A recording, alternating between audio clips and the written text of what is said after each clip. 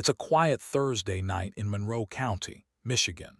A group of teenagers decide to do what teenagers do, sneak into an abandoned building looking for a thrill. What they find instead will lead police straight into the middle of something far bigger than any of them could have imagined. Because just feet away from where they're standing is a secret this building was never supposed to give up. They don't stick around. They run back to their car, and to their credit, despite knowingly trespassing, they do the right thing. They call 911. "We were exploring an abandoned building, and I think we found a body." Within minutes, Michigan State Police are on their way to Boysville, a sprawling, long-abandoned juvenile facility with dozens of rooms, no electricity, and no way of knowing what or who else might be inside. Officers clear the building room by room, hallway by hallway, guns drawn, before they finally reach her. A young woman, later identified through fingerprints as 22-year-old Kayla Sedoskey. At first, investigators wonder if this could be a simple overdose. Boysville has a reputation: ghost hunters, thrill seekers, people sleeping rough. But the moment officers take a closer look, that theory falls apart. There are markings, an unfamiliar substance, details that don't add up to an accident. This wasn't a tragedy that just happened. This was staged. So who would do this, and why? Detectives pull surveillance footage from every camera they can find, working backward through 2 weeks of tape until they spot her walking across a bridge late at night, then getting into a car. A car registered to 44-year-old Stephen Bales, a man Kayla had an active protective order against. Just like that, investigators have a name, but when they show up at his apartment, gone. A note on the door claims he and his new wife left for their honeymoon. Convenient timing, don't you think? With a search warrant still pending, there's little police can do but wait. And while they wait, the real story, one involving manipulation, control, and a group of people who called each other family, is only beginning to surface. Weeks pass with no sign of Stephen. Then, more than 100 miles away in Ohio, police get a call they never saw coming. A 19-year-old named Bryn telling dispatchers that someone is trying to hurt him. What Bryn tells officers sounds less like an argument between roommates, and more like someone describing life inside a group with no way out. "If you live with him and you leave and he finds out, you're going to be next." Bryn explains that he'd been living in a cramped one-bedroom apartment with Stephen, his new wife, and several others, most of whom had handed over their money, their food assistance, their independence in exchange for a place to stay and a sense of belonging. Sound familiar?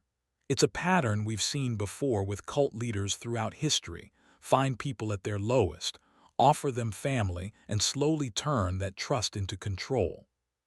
But Bryn drops something even more shocking. He claims to have a recording of someone else, a woman named Kayla, appearing to admit responsibility for Kayla's death, and claiming it wasn't her first time.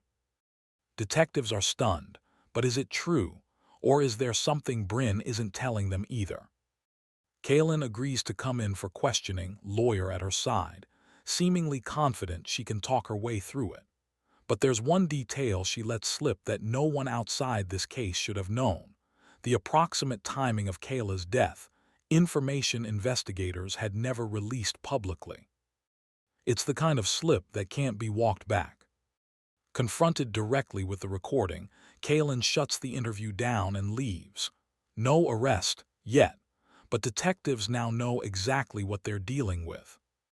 When police finally get into Stephen's apartment, what they find changes the entire direction of the investigation.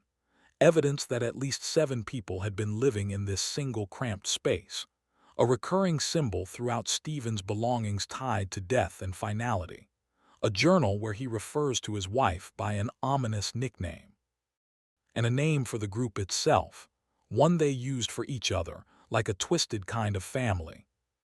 At this point, detectives stop asking whether this is a murder involving a few troubled individuals, and start asking whether they're looking at something closer to a cult. A wedding photo pulls the picture into even sharper focus. Stephen, his wife, Bryn, Kayla, and 4 other people investigators don't yet recognize. 2 of them, Alex and Sierra, are brought in for questioning. And what they reveal will blow the case wide open. One by one, the people closest to Stephen start turning on each other. Sierra describes him almost fondly at first, like a father figure, before admitting she can't actually think of anything good to say about him. Alex describes how Stephen approached him during one of the lowest moments of his life and offered exactly what he needed to hear. Classic manipulation: meet people when they're vulnerable, offer them purpose, take everything else. But it's what Alex reveals next that matters most. According to him, Stephen had been involved with 3 women at once: his new wife, Kayla, and Kayla. And the jealousy between 2 of those women, Stephen allegedly used it to his advantage. Then Bryn is called back in, and this time, the story is different. Cell phone records show he'd been secretly texting with Kayla for weeks, and that just days before her death, she'd saved his number under a name suggesting far more than friendship. Bryn insists he was only the driver, that he never went inside, that he was following orders, not making decisions. But is being just the driver ever really that simple? As investigators lay these accounts side by side, a picture forms piece by piece, contradiction by contradiction. Bryn lured Kayla to the location. Alex, they allege, supplied the weapon used. Kayla, according to multiple accounts, was the one who ultimately harmed her. And Stephen watched, directed, and never got his hands dirty. 3 arrests follow, but the 2 people investigators want most, Stephen and his wife, are still nowhere to be found. For 6 weeks, Stephen and his wife managed to stay ahead of law enforcement, but bank surveillance eventually places them more than 700 miles away at a relative's home in North Carolina. A SWAT team surrounds the property. Stephen refuses to come out.